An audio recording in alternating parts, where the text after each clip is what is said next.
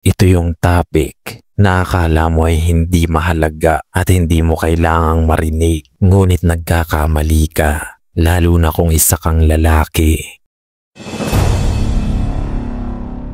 Dapat alam mo ang pinagkaiba ng male and female gaze dahil maraming nalilito rito. Ngunit kapag nalaman mo ang pinagkaiba nito, mas maiintindihan mo ang difference between male and female interest, lalo na pagdating sa itsura at atraksyon.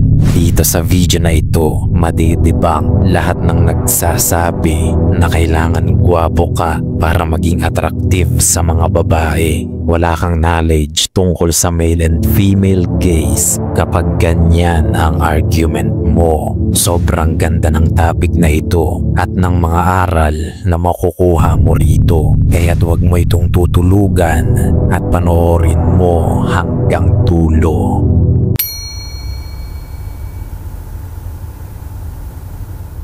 Bakit nga ba maraming argumento dito sa Pinas ang nagsasabi na dapat gwapo ka para maka-attract ng babae? Bakit palong-palo sila sa argumentong yan?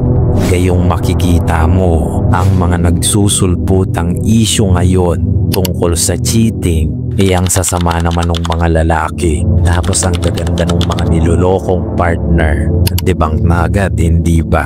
Ang papangit na lalaki may magagandang girlfriend, tapos nag-cheat pa. Paano nila magagawa yun kung pangit naman sila, hindi ba? May psychology kasi yan na marahil ay hindi mo naiintindihan, kaya ikaw nandyan pa rin, nagpapaka-delusional sa sarili mo, habang yung ibang lalaki na mas pangit pa sa'yo nagpapakasasa sa buhay dahil may alam sila na hindi mo alam. Close-minded kasi masyado yung utak mo. Subukan mo munang pakinggan ang sasabihin ko rito.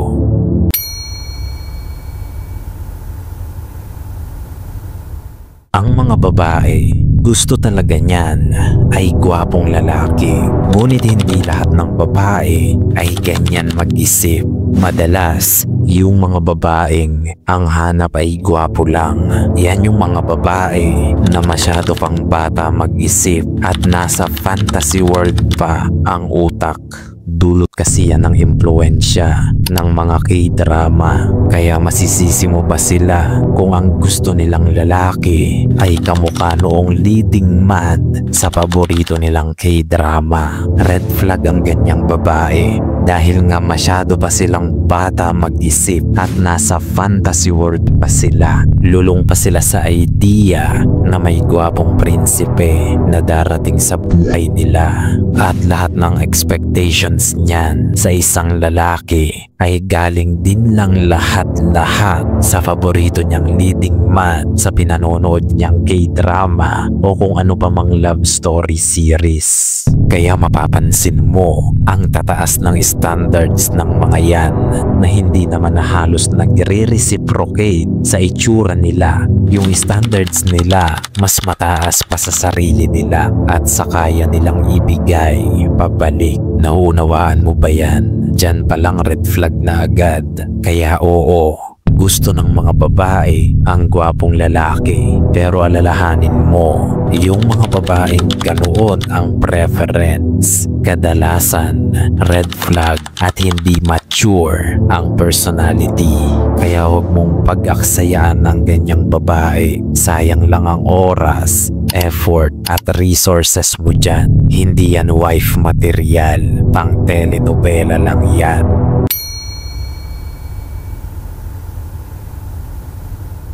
Tayong mga lalaki, ginawa tayo ng Diyos upang kamanghaan at ma-appreciate ang kanyang mga nilikha. We are created by God to appreciate the beauty of His creations. Naunawaan mo ba yan? Narinig mo ba yung salitang beauty? Yan ang pag-uusapan natin dito. Men are created to appreciate beautiful things. Tandaan mo yan. Kaya pansinin mo, gustong gusto natin yung mga bagay na magaganda. Madali tayong mamangha sa mga bagay na magaganda. Lugar man yan, puno, isda, hayop, maging kahit sa pinakasimpleng bagay na basta maganda sa paningin natin, hindi na natin maalis ang tingin natin dito. Naunawaan mo ba yan? Yan ang male gaze. Gusto natin ng magagandang bagay, magandang kotse, magandang bahay, magandang asawa, magandang katawan, magandang damit, magandang relo, lahat ng magaganda. We are made to appreciate beauty. Ngunit pagdating sa opposite attraction, dito nagkakaroon ng problema. Pakinggan mo ito. Because God created man to appreciate beauty, so God created woman as embodiment of beauty itself. Naunawaan mo ba yan? Ginawa tayo ng Diyos para ma-appreciate ang magagandang bagay. Ginawa niya ngayon ang babae bilang embodiment o bilang sagisag ng kagandahan. Women is the most beautiful creation of God dahil sila ang naging embodiment ng kagandahan. That's why we are attracted to their beauty. Ang problema lang, akala natin pareho lang tayo sa mga babae. Akala natin para magustuhan nila tayo ay kailangan maganda rin tayo. But men and women are different in this case. Kaya pansinin mo sa imahe ng katawan, akala natin na ang gusto ng mga babae ay yung lalaki na may napakalalaking muscles. That's why we want to become bigger and bigger. Ngunit kapag tinanong mo ang babae kung attracted ba sila dyan, 11 sa 10 mga babae sasabihin niyan hindi. Hindi attractive sa kanila ang sobrang lalaking mga muscles. Alam mo kung kanino yan attractive? Sa kapwa mo lalaki. Yan ang male gaze. Naunawaan mo na ngayon. Ulitin mo kung medyo nalalaliman at nalilito ka pa rin. Nandyan lang yan. Mauunawaan mo rin yan.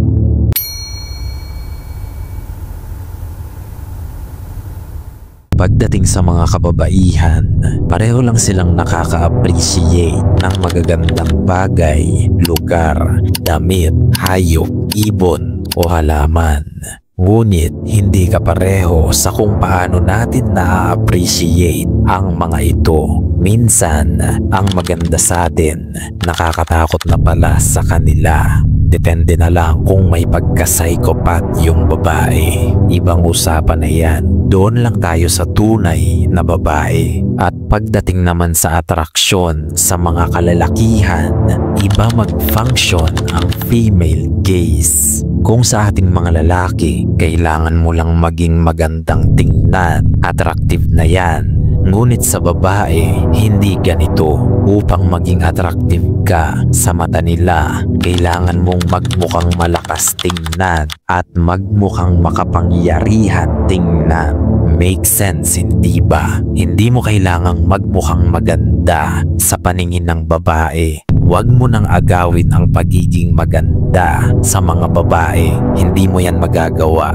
Because men are not created by God to become beautiful.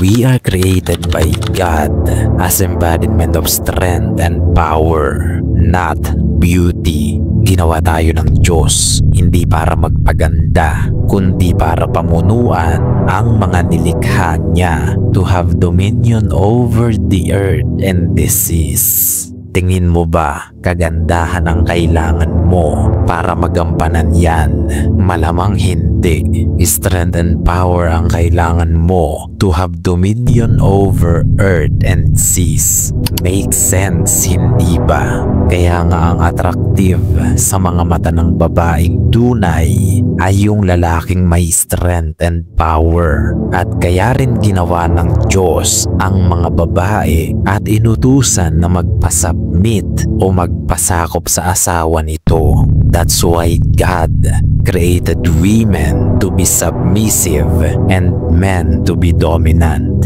Kaya ang tunay na babae ay kusang nagpapasako sa lalaking may totoong strength and power na pamunuan siya ng may wisdom, strength, and authority.